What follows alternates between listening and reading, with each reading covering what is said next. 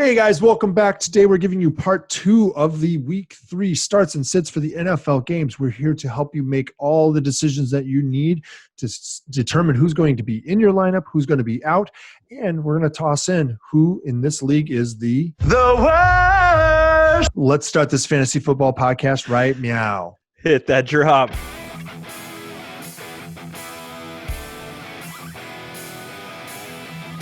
Hello and welcome to the Fantasy Football Upside. I am Justin and that is Kyle. We always like to start off by saying thanks for dropping by our Fantasy Football podcast and YouTube channel. We appreciate it. It's week 3. It's already upon us. Let's freaking go. So excited for football. Oh yeah, man. Today we are giving you the second half of the start sit questions for Sunday and Monday of week 3 of the NFL season.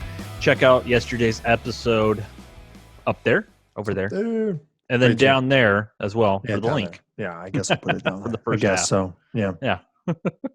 What you got for me, Kyle? Make sure you also click the subscribe bell while you're looking down there, or subscribe button, and make sure you click that bell as well so you're notified every time we upload the best fantasy football podcast on the internet. Hey, we're moving on to week 3 here, guys, just like Bill Belichick likes to say. And before you do that, make sure that you double check who got dropped in waiver wire all week long. You got to keep an eye on it. That early part of the season, especially, people are cutting bait too early on guys. Let us know if you have any start sit questions, or who should I should I pick this guy up and who should I drop? Those sorts of things. Drop a comment down there and let us know about that. Let's dive headfirst into the shallow end here, and let's get started on our part 2 of the. We got Carolina right? Panthers at Los Angeles Chargers.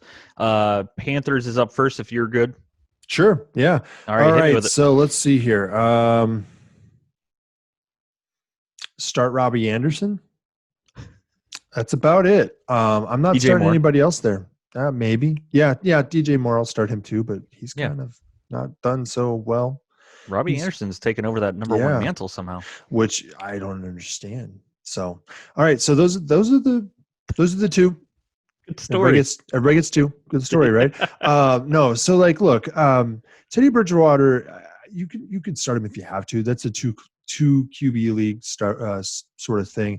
Maybe in a pinch start Mike Davis, but probably not. You're waiting to see what he does if you've got him on your team. I hope.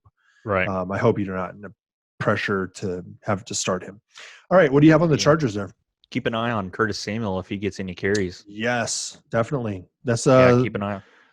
You know what? I didn't mention it yesterday, so that's 3 out of 4 days this week that we've said something about Curtis Samuel. You should put him on your roster if you can right now, because the dude will run the ball.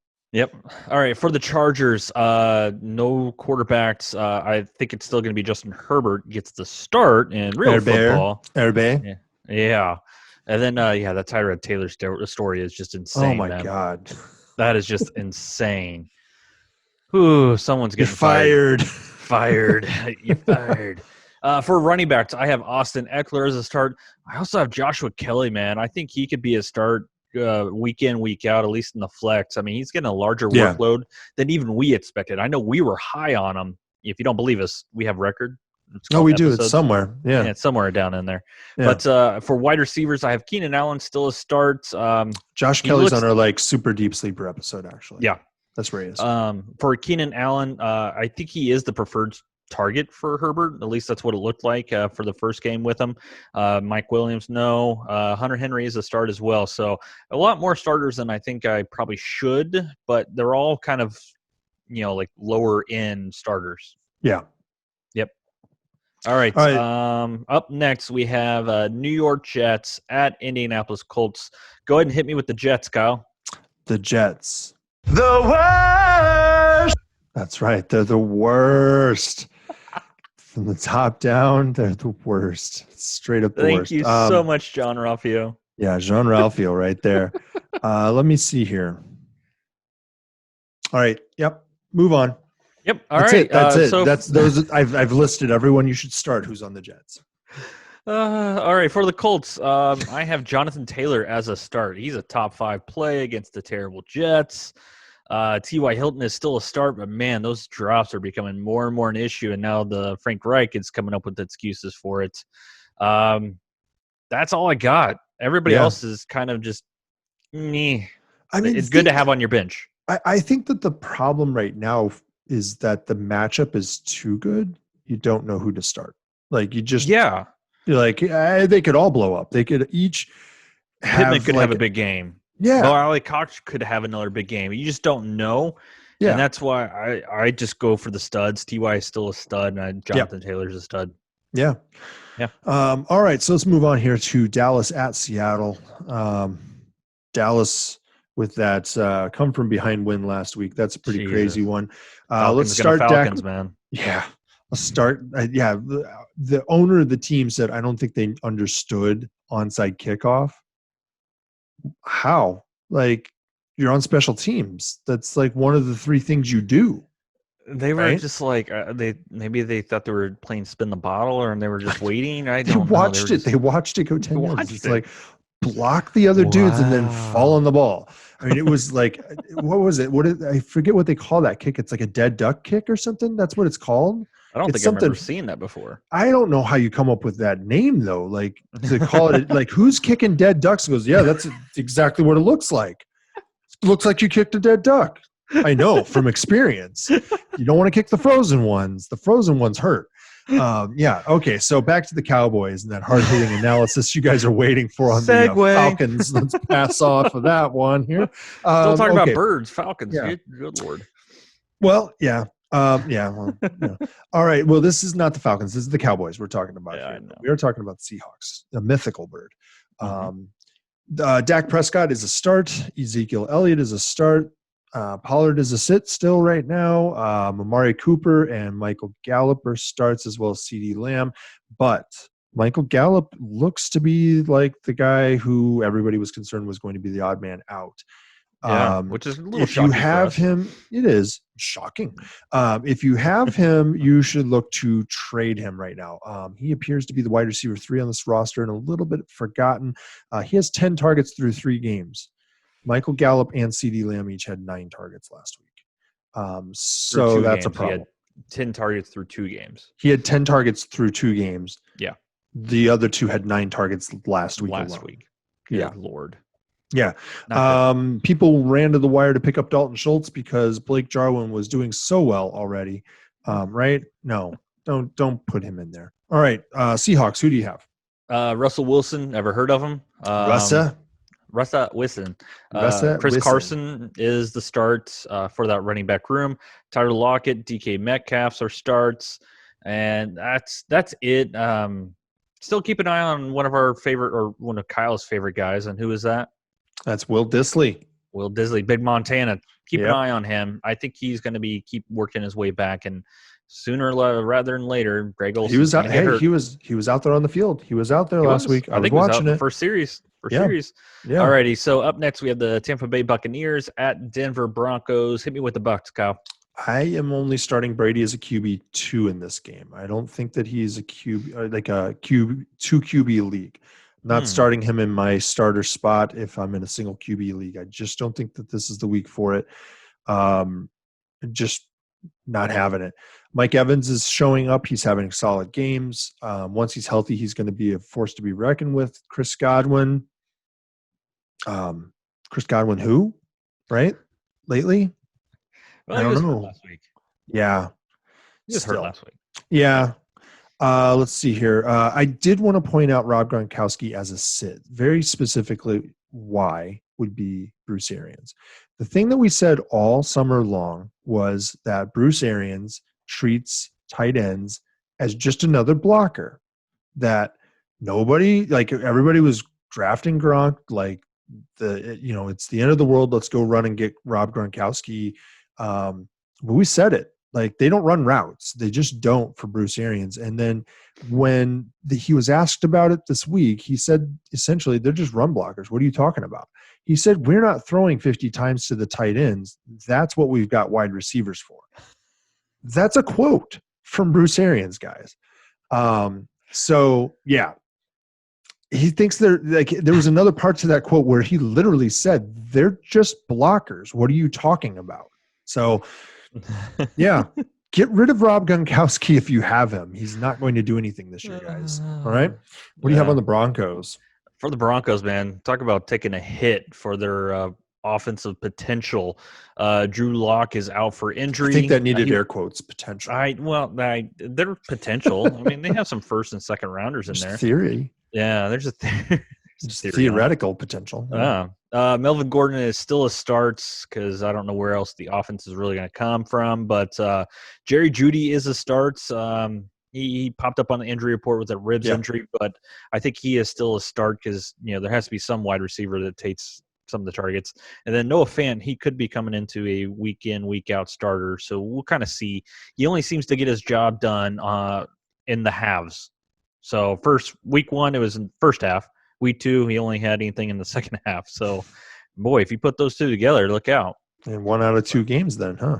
Yeah, exactly. So, that's all we got for that one. Detroit Lions at Arizona Cardinals. Hit me with the Lions, Kyle. Start Stafford. Start Peterson in the flex if you're hurting. Yeah. If you need to. I wouldn't start anybody else in the running backs right now. Some people are sort of high on Kerryon Johnson still because they think that he's going to do something. I don't. Kenny Golladay, start him if he plays. He just returned this week to practice, so it's possible. Start Marvin Jones and start TJ Hawkinson. He's done okay so far. I think he's taking advantage of some good matchups so far. I don't think that he's necessarily exploiting defenses that are solid against the tight end. So, that division's not very good against the tight end in general on defense. So he might be a valuable hold. What do you have on the Cardinals here for me? All right. Kyler Murray is a start. Kenyon Drake is a start. DeAndre Hopkins is a start. That's the only thing in the wide receiver room. Wait, I'm sorry. DeAndre Hopkins who? Yeah, right. Future Hall of Famer DeAndre. Future Hall of Famer that Billy O'Brien decided to trade. Yeah. Sorry. I threw some disrespect on his name. I apologize. Yeah, future Hall of Famer DeAndre Hopkins is a start. That's it for the Cardinals. I have a little note in here. Max Williams went on IR. Dan Arnold was the talk of all beat writers and the training camp and everything like that. But we'll see if he gets any kind of production because, Christian Kirk has not looked well. No, he hasn't. I don't know what's going on there. I don't know either. So I think it's got to come from somewhere. Just keep an eye on it. Yep. All right, so let's move on here to the Sunday night game. We've got Green Bay at New Orleans. Yes. This is going to be a good one, I think. I hope it's a good blowout for the Packers, but, that's kind of a personal preference. All right, so Aaron Rodgers is a start. You know what? We mentioned it last week. It's kind of crazy, but could be considered a comeback player of the year kind of thing, right? He's absolutely killing it. Now he is beating up on the B teams right now a little bit, right? He's played against the Vikings, who now everybody realizes are not a playoff team probably, and the Lions, who everybody already knew are not a playoff team. So he's beating up on some soft defenses a little bit, but man, he's throwing some dimes. He's hitting dudes in spots that are not open. He's throwing everybody open at this point. He's on the revenge tour. He's on revenge against his own team, right? Hashtag revenge tour. Yeah. Start Aaron Jones. Oh, really? Are you sure? Yeah. Well, the thing is New Orleans is a little tough on the run. They are. They're not as great against the pass. So I think that Aaron Rodgers is going to have the better game here. But Aaron Jones is still going to get pass work because Devontae Adams, even though you're starting him, is a little banged up right now, right? Yeah. Jamal Williams, you're going to start him if you've got a multi-flex position in your roster where you've got 3 flex or something or 2 flex positions. Alan Lazard, start in PPR only. Marquez Valdez-Scantling, you can start in the flex. And I would say only the flex if Adams is not missing time. And I would say you could fire him up as the wide receiver 1 on that team if Adams does end up missing this week, which should not be the case. And then I'm sitting both tight ends. Yep. Alrighty, for the Saints, you're going to start Drew Brees, but, man, it may be time for you to start looking at some other options because it does not look like he can throw it past 10 yards. No, the old wet spaghetti. He's got the old wet spaghetti. Sad, man. I think the one time he did pass it farther than 10 yards, it was about 10 yards short and he got picked off. So for running backs, you're going to start Alvin Kamara. Shocker. For wide receivers, I would possibly start Traquan Smith in the flex. And that's if you got, kind of got hit with the injury bug from week 2, because it does not look like Michael Thomas is going to play. Yeah. Of course, if Michael Thomas does play, you're not going to start him.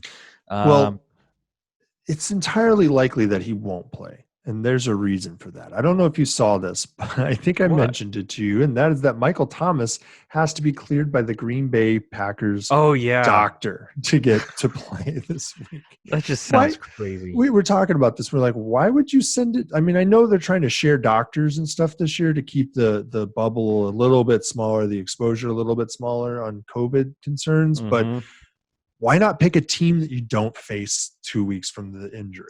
Right? Like, why not pick one, especially an injury that has a multi-week recovery? Right. Why wouldn't you have done that? Doesn't make any sense. So now he can't get cleared unless the team doctor for the Packers says, yeah, go ahead, play against the Packers. Right. I will say you drafted him probably early. Jared Cook is still a start, but man, he is really, I mean, if there's anything called touchdown dependent tight end, he is the biggest touchdown dependent tight end right now. Yep. So look elsewhere. Monday Night Football, we have Kansas City Chiefs at Baltimore Ravens. That's going to get some ratings. Yeah, this is probably going to show us who's going to be the number 1 seed and get the bye in the AFC. Now that they've expanded to 7 teams in the playoffs and only 1 team gets a bye now. In each conference. All right, so I'll take the Chiefs here. We're starting Pat Mahomes. We're starting the donut, Clyde Edwards-Helaire, the Eclair. Starting Tyreek Hill. You can cut Mecole Hardman, and we're starting Travis Kelce. That's what we've got. This is the same every week, basically, because you can't anticipate the other wide receivers, what they're going to do. There's always running backs, at least one that does well. Yeah. But like you just said, you don't know which one that is. It's either Sammy Watkins or Demarcus Robinson. And then once a season, it's Mecole Hardman, maybe. And once a year, it's Byron Pringle. Like there was a Byron Pringle, I think he had a touchdown last week, maybe. I don't know. He did something. He had a catch or two. Goal sighting. Yeah. Already for the Ravens, Lamar Jackson is a start. For the running back room, man, I have a hard time trusting any of them, and it's not because they're not any good. Well, it's because you've already told them to start the number 1 running back in that team, Lamar Jackson. All right, that's true. That's true. But I just feel like there's going to have to be an injury, and that's not something we count on or wish upon or anything like that. But to have anybody consistently being a start, because I just feel like it's going to be different every week. And then for the wide receiver room, Hollywood Brown is a start. Miles Boykin is a sit, but he's another one to pick up to see if he's available in your league right now. His usage has been kind of a pleasant surprise so far this year. And then Mark Andrews is a start. Good. There we go, guys. For a bounce back game, that's for sure. Yeah, he's kind of not. Yeah, he's not been as dominant. I think it's because that offense has kind of been a bit of a growing pain situation where they're trying to transition a little bit more to the pass. Lamar Jackson, I think, is more than capable of making all the throws that are necessary for a pro QB to make. He's gotten better every year, and I thought when he came out that I thought he had that chance to do that, and I think they've done a good job with him. And then the other skills it's just scary how good. Just scary. Yeah, that's gonna be a fun game, guys. Man. Yeah, it will be a really fun game. I actually think that the Ravens are going to win that one. Something's wrong with the Chiefs. A little bit of that Super Bowl hangover without the preseason. All right, guys, that's going to be it for tonight. I will throw the last episode that we had on the screen here, and that's the part 1 of the start sits for the week for week 3 here. And I'll make sure that that's up on the screen right now. And then make sure that you go ahead and hit subscribe as well as the bell so that you are notified every time that we upload the best fantasy football podcast on the internet. We thank you for being a fan of the Upside, and we will see you guys next time. Bye. See you guys.